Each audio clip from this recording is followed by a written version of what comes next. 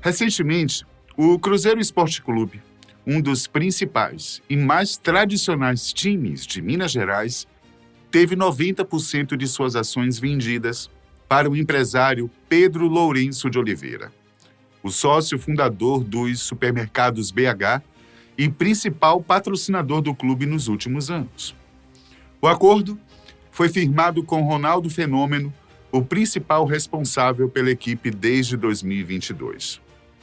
O valor estimado da transação está na casa dos 600 milhões de reais, um montante significativo, mas que está longe de colocar as operações e investimentos do comprador em risco.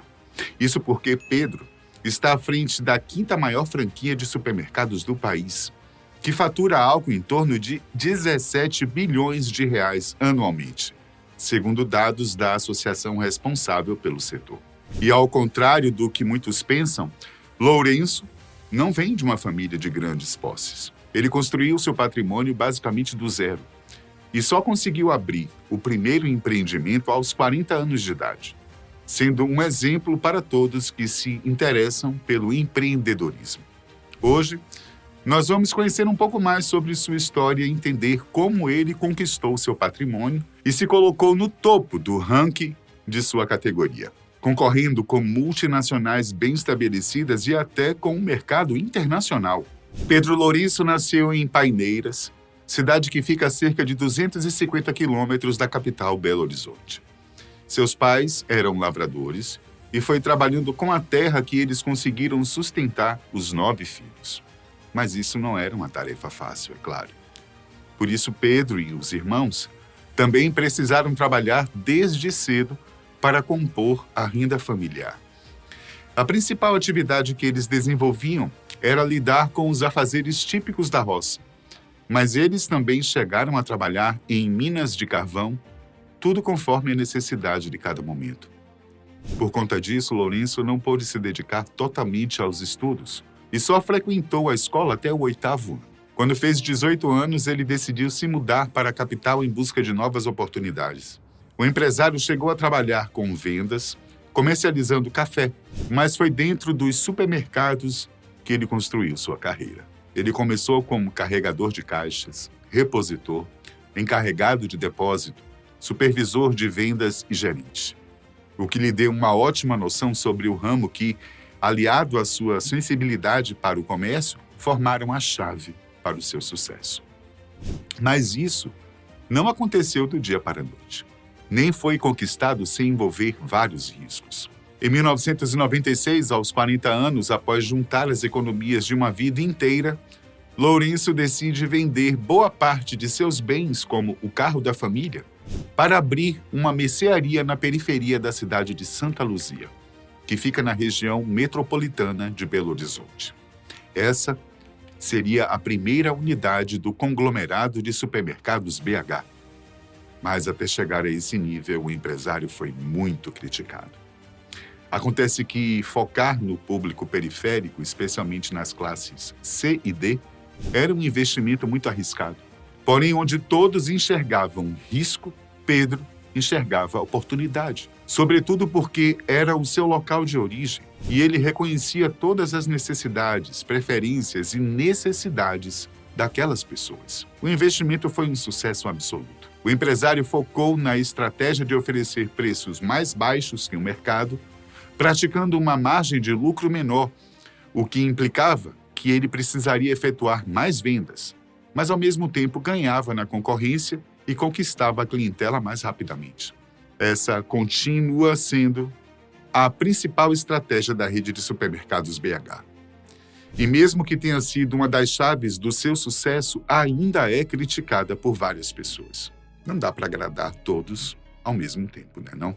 Para termos noção, em 2015, a estimativa era que o lucro do BH girava em torno de 2% por metro quadrado, uma unidade de medida usada no cálculo financeiro do mercado varejista. A média dos principais concorrentes é de cerca de 4,9 por metro quadrado, uma margem significativamente maior, mas que se equipara ao comparar o volume de vendas da rede de Pedro Lourenço. E foi apostando nisso que o empresário reinvestiu os primeiros lucros obtidos na mercearia para abrir uma segunda unidade. A aposta de Pedro foi coroada com uma série de fatores que contribuíram para o seu sucesso, como veremos a partir de agora. Em primeiro lugar, está o aumento do poder aquisitivo das classes C e D no final dos anos 1990 e início dos anos 2000. Justamente uma de suas escolhas que foi mais criticada. O público da periferia passou a consumir mais e queria ter acesso a coisas semelhantes que os moradores dos bairros nobres tinham, e o supermercado BH estava ali para lhes oferecer isso. Outro fator importante é que Lourenço começou sua carreira em um momento em que as grandes franquias nacionais e internacionais já estavam consolidadas. Assim, seria difícil competir, pois o mais provável é que ele iria perder para a concorrência por ter menos recursos na época, ou seria absorvido pelas grandes companhias enquanto ainda estivesse em ascensão. Mas por que nada disso aconteceu? Novamente, a escolha do público. Como mencionamos, essas grandes companhias não tinham interesse em estar nas periferias. Preferiam se consolidar em grandes metrópoles e em bairros de classe média ou classe alta, deixando as margens para os pequenos comércios locais que não representavam grandes riscos e não tinham uma parcela tão grande do mercado. A estratégia de Pedro de comer pelas beiradas, como ele próprio diz, possibilitou que ele conquistasse um setor que era praticamente inexistente. Uma franquia de supermercados focada na periferia e nas cidades do interior. Lugares que eram menosprezados, mas que representam a maior parte da população brasileira. Além disso, estar nos bairros periféricos concedia diversas vantagens para os negócios. Os aluguéis ou a compra de terrenos para depósito e ou operação são significativamente mais baratos. A logística de distribuição também é bem menor, o que economiza recursos importantes como tempo e dinheiro. E tudo isso justifica a redução da margem de lucro por metro quadrado, como vimos anteriormente, fazendo com que o negócio continue crescendo por apostar em estratégias inovadoras. Outra coisa que Lourenço percebeu é que o público escolhido é bastante fiel. E se ele for bem tratado e tiver as suas necessidades atendidas, a clientela nunca irá faltar, mesmo em tempos de crise.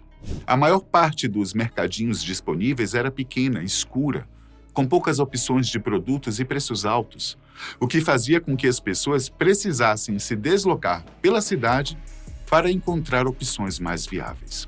A rede de Pedro permitiu encurtar esse espaço, levando para os bairros aquilo que os moradores iam buscar nos grandes centros.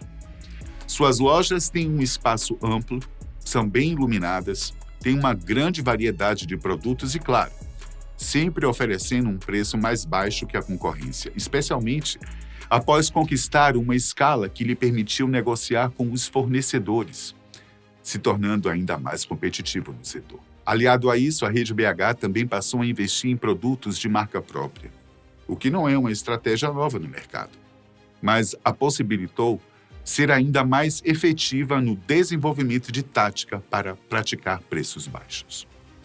Isso é algo que ultimamente tem conquistado até mesmo o público das classes com maior poder aquisitivo, o que permitiu a Pedro e seus sócios ampliarem suas operações. Essa sociedade também foi algo importante para o sucesso dos negócios do empresário. Lourenço fez essa escolha em 2004, recebendo o aporte de 2 investidores em troca de 40% das ações de sua rede. A aplicação permitiu ampliar ainda mais o número de lojas, expandindo a atuação para outras cidades e gerando o faturamento recorde da história do estado de Minas Gerais. Além disso, o crescimento vertiginoso permitiu a Pedro e seus sócios anexarem outras franquias em seu conglomerado, como foi o caso da rede DMA, que tem um histórico de atuação em Minas e no Espírito Santo. Eles também investiram na modalidade atacarejo, que reúne em um só local a possibilidade de comprar poucas unidades de itens variados e ou de várias unidades de um mesmo produto. Outra novidade foi a decisão de alcançar o público de classes mais altas. Como mencionamos agora há pouco, uma escolha feita a partir de análises de mercado que apontaram que este nicho também estava optando por preços mais baixos em suas compras, algo que a rede BH já estava acostumada a ofertar.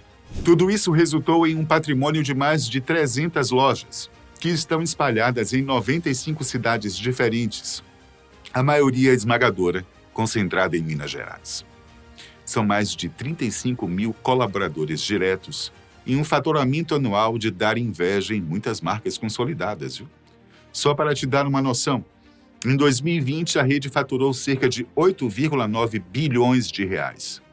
No ano passado, em 2023, esse número saltou para 17,3 bilhões.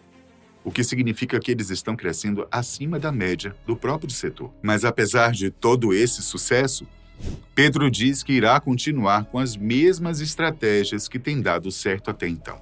Isso porque muitos perguntam se ele tem interesse em expandir suas lojas para outros estados. Mas o empresário explica que isso aumentaria muito os custos com logística, o que implicaria em uma redução da margem de lucro, que já é baixa por conta dos preços praticados. Além disso, Lourenço é muito questionado sobre a possibilidade de a rede BH entrar no mercado de ações para aportar mais de investimentos. Mas ele também descarta essa perspectiva, respondendo de forma irônica que não trabalhou até aqui para arrumar patrão a essa altura do campeonato. Como dizem por aí, é o olho do dono que engorda o boi, não é não? Por falar em campeonato, como foi a entrada do empresário no ramo futebolístico? Na verdade, não é algo tão recente como podemos imaginar. Pedro sempre foi um torcedor fanático do Cruzeiro e tentou ajudar o time de várias maneiras, sempre que fosse possível. Ele, inclusive, ajudou a manter os salários dos jogadores e dos funcionários durante a pandemia e começou a fazer investimentos cada vez mais frequentes, como que cuidando daquilo que é importante para ele. A Rede BH já é patrocinadora do clube há algum tempo, assim como de outros times do estado, pois, como Pedro diz, não se pode frustrar a clientela. No entanto, o torcedor passou a fazer aportes diretos ao clube, entrando no conselho e participando ativamente das decisões que eram tomadas. Estima-se que só nos últimos anos ele tem investido algo em torno de 100 milhões de reais no time do coração, que foram feitos por meio de debêntures conversíveis, que é uma modalidade que permite que o investimento seja convertido em ações. Com isso, ele já era proprietário de cerca de 20% do clube. Os recursos foram utilizados para revitalizar vários setores do Cruzeiro, incluindo a modernização da Toca da Raposa 2, que agora se chama CT Pedro Lourenço em homenagem ao empresário. Assim, não demorou muito até que a oportunidade de se tornar o principal sócio batesse à porta de Pedrinho BH, como ele está sendo carinhosamente chamado pela torcida. Os trâmites se efetivaram no final do mês de abril e levou em conta tudo que já foi investido, além de diluir a compra para os próximos 10 anos parcelada em suaves prestações. Os torcedores cruzeirenses estão animados com essa nova fase do clube e muitos que não conheciam a história de Pedro Lourenço estão se inspirando com sua trajetória de sucesso e inspiração. Bem que ele poderia dar uma ajudinha aqui também no Vila Nova, no Goiás, né não? Eu fico por aqui, até a próxima.